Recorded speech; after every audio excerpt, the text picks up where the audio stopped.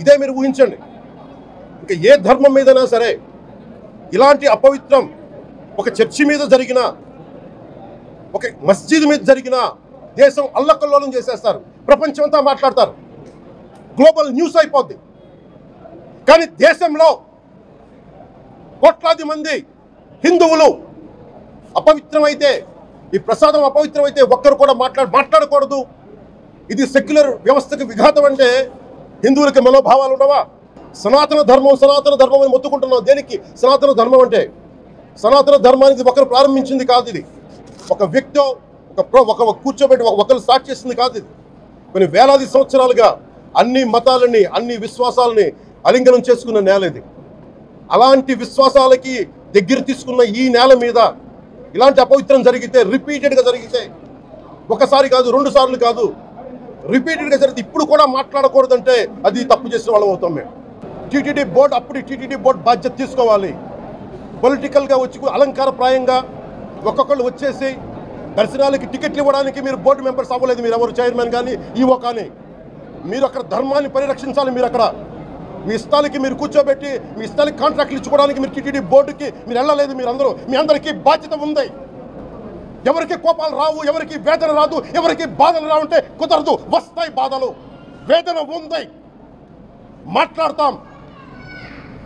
మర్చిపోకండి ఎవరు. హిందూ ధర్మం మీద, సనాతన ధర్మం మీద దాడి జరిగితే కూడా నేను మాట్లాడతాను. ఇది మొదటిసారి కాదు, మేమందరం మాట్లాడతాం. కోట్లాది మంది భగవంతుణ్ణి విశ్వాసం ప్రకటించే ప్రతి ఒక్కరి ఈ రోజున బాధకు గురయ్యారు. నాకు నిజంగా ఇంకో వేదన కూడా ఉంది. ఇది ఇంకొకరు నిందించట్లా. తిరుమలలో ఉండే ఇంతమంది సేవ చేసుకునే వ్యక్తులు కానీ, మీరందరూ హిందువులే కదా, మీరందరూ టీటీలో ఉండే వందలాది మంది ఎంప్లాయీలు, మీకు ఉద్యోగులు, వేలాది మంది ఉద్యోగులు, మీరందరూ ఏం చేస్తున్నారు?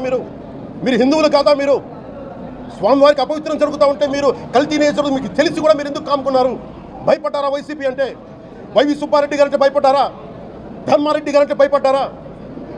ఏ స్వామి అయితే మీకు ఆశ్రయం ఇచ్చారో ఆ స్వామికి అపవిత్రం జరుగుతూ ఉంటే మీరందరూ కామ్గా కూర్చునే మీకు ఎలా వచ్చింది మీకు? ఇది నేను సాటి హిందువులను కూడా నేను ప్రశ్నిస్తున్నాను. మీరు కూడా తప్పు చేశారు దీంట్లో.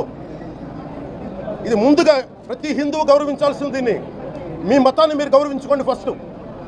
ప్రతి హిందూ నేర్చుకోవాలి. ఇది ప్రతి హిందూ ఆత్మపరిశీలన చేసుకోవాలి. మీరు బయటికి రావాలి. తప్పు జరుగుతూ ఉంటే కూర్చొని చేతులు కట్టుకుని మనకెందుకులే అంటే ఇలాగే ఉంటాయి. ఇది మారాలి. ఇది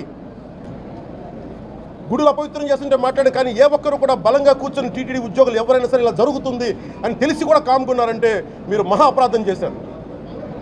ఆ మహా అపరాధానికి నాకు సంబంధం లేకపోయినా ఈరోజు నేను ప్రాయశ్చిత దీక్ష మొదలుపెట్టాను. ఈరోజు 11 రోజులు స్వామివారికి నేను క్షమాపణ కోరుకుంటూ ఈ దీక్ష తీసుకుంటున్నాను. ఇది మారాలి, భవిష్యత్తులో ఉండకూడదు అని కోరుకుంటూ సెలవు తీసుకున్నాను. నమో వెంకటేశ్వర.